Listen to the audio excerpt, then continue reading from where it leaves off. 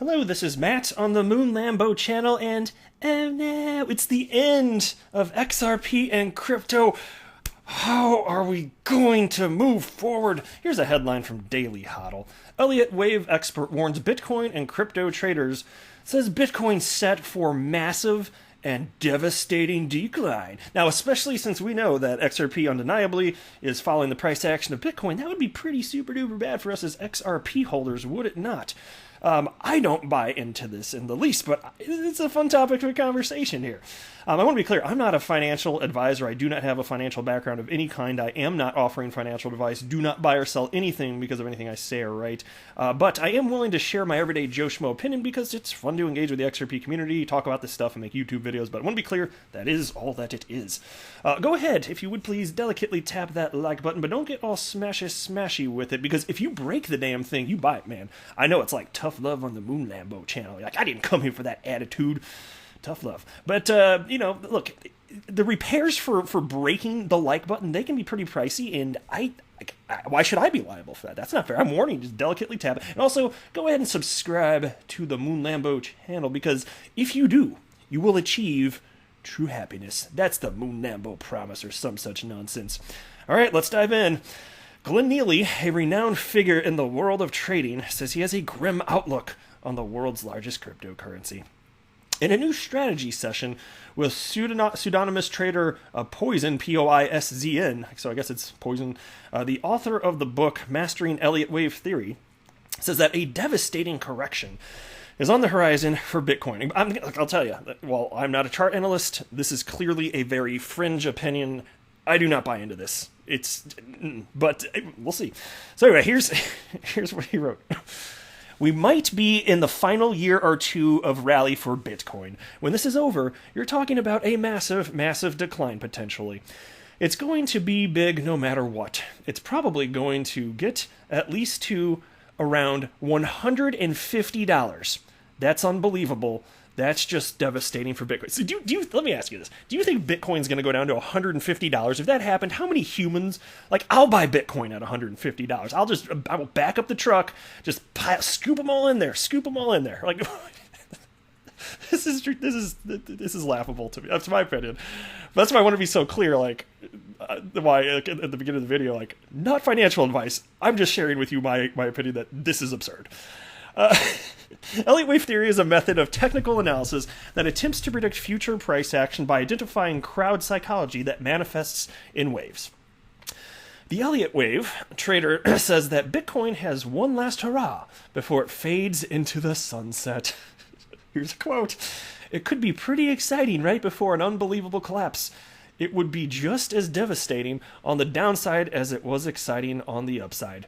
That could be the death of the Bitcoin. Now, if this actually happened, though, can you imagine what that would mean for XRP? Because I think that XRP is going to move independently in terms of price action relative to Bitcoin. I just don't know when. Right now, it is coupled in terms of price action, just like every other altcoin is coupled to the price action of Bitcoin. But my gosh, if it brought XRP down because it's still coupled, if this were to happen, I'll back up 2 trucks, scoop all the XRP, and put them inside, right? Drive away. I'll drive away into the sunset.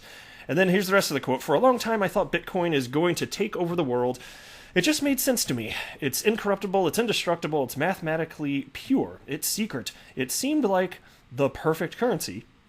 But maybe something else is going to take over that's better. And so doesn't that sound a lot more like he's talking about fundamentals?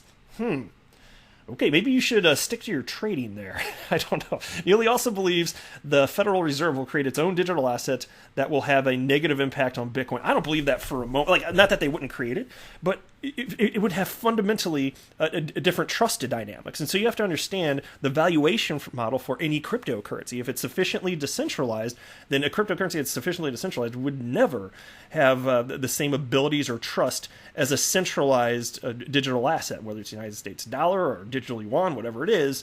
I'm just saying. But here's his quote. My 2 cents on this. The Federal Reserve will create their own cryptocurrency for the world. That's probably what will do it. And to me, nothing against the guy whatsoever. Like, you believe what you want to believe, and I love diversity of thoughts. But to me, that's a very unsophisticated point of view. It's like you're analyzing surface layer stuff here, without thinking further about why people are actually investing in cryptocurrency and understanding fundamentally where the utility lies. And so, to me, it's completely silly. Now, the synonymous crypto analyst Dave the Wave, who also uses Elliott wave theory to predict Bitcoin's price action, is far more bullish on Bitcoin, and he expects Bitcoin to reach $100,000 by early 2023. Yeah, I don't. If I just had to guess, and I don't, but I'll hazard a guess here, which again is not financial advice. I know it's like third time I said it, but it happens to be really important to me. I think that Bitcoin is probably going to be worth substantially more in the future, and we'll see if it has staying power. Because look at this. This is kind of funny. You guys have seen this before, right? Bitcoin obituaries. I love this stuff. Bitcoin obituaries. Bitcoin has died 381 times. How many, like, people in the world of finance, that's what a lot of this is. They just declare that it's dead again and again. Oh my God, the price goes down. It's gone. Except for it isn't ever. It never has been. It's really, every time this has happened, it's just proven to be a buying opportunity. And so we'll see if history repeats here. I would be willing to bet so. Don't know that definitively, but I would hazard that particular guess. So there you go, 381 deaths. It's just, and it's funny, like, these people that keep saying it's dead, like the asset class is over, we deserve to have a little fun with this. Okay, it's okay to chuckle at this because it's completely, purely nonsensical from my perspective. So I think that's why also too, like, XRP, it's solving an actual real world problem that only a decentralized cryptocurrency, specifically with an open market value that is not backed by anything, it solves a problem that only a cryptocurrency with those specific attributes can solve. That it has to be. And so either it's going to get adopted and businesses are going to use it, or there is no other human solution. Like, humans have not devised a solution for settlement. And I don't know if there is another one. Like, I have no idea. I mean, this has been going on like this for decades and decades and decades. And finally, with the advent of blockchain and cryptocurrencies, we're like, holy hell, we actually have a solution if we implement it.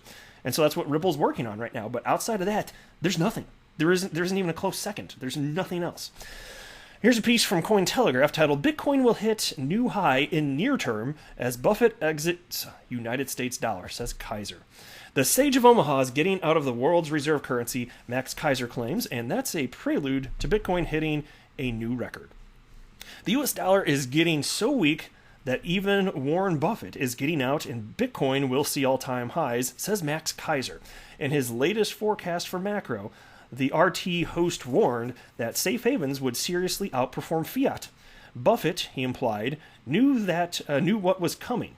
Buffett's move into Japan, along with his gold investment, confirms he's getting out of USD bigly, Kaiser wrote on Twitter on Monday. And you can see here's a quote, USD is trending lower today, about to break key support. Bitcoin, gold, silver will all make new all-time highs in the near term. Now, as far as conceptually what he's getting at, and I don't know specifically what this is going to look like, but just the idea of only keeping as much money, like, in your checking account, United States dollars, as you need, and maybe like a little safety net, like, to me personally, that makes sense. So that's what I do.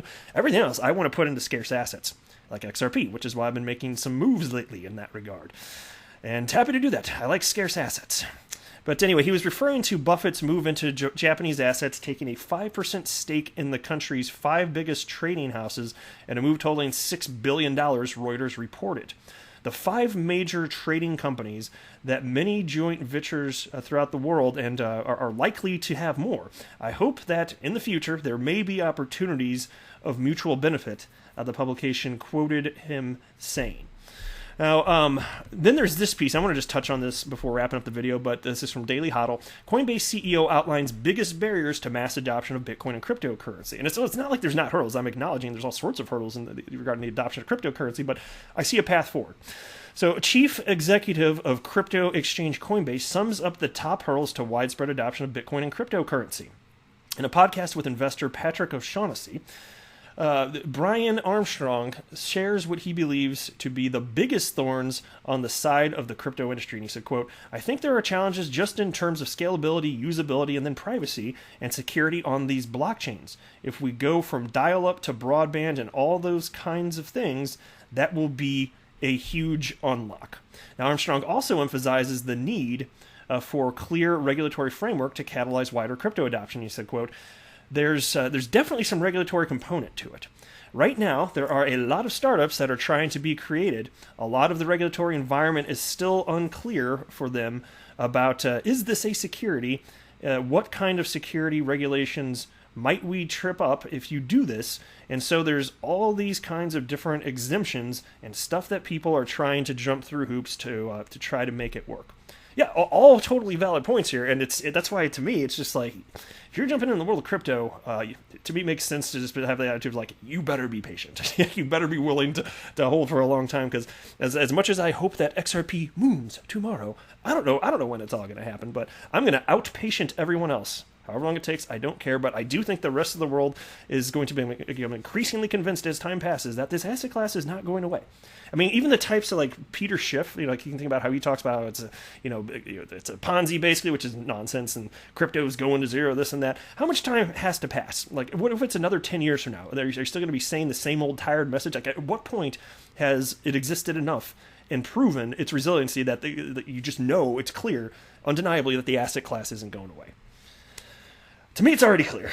I'm just saying, what the hell kind of bubble, if it's some sort of Ponzi scam thing, keeps like reinflating and having higher highs over more than a 10-year period? And why are so many people stupid and falling for it? Like, that's clearly not the case here. I'm just saying, you got like Fortune 500 companies involved now. Anyway, I'll just wrap up there. But thank you very much for stopping by. I could not be more optimistic. I'm not a financial advisor. Do not buy or sell anything because of anything that I say or write. That would be a very, very, very bad idea. Until next time, to the moon, Lambo!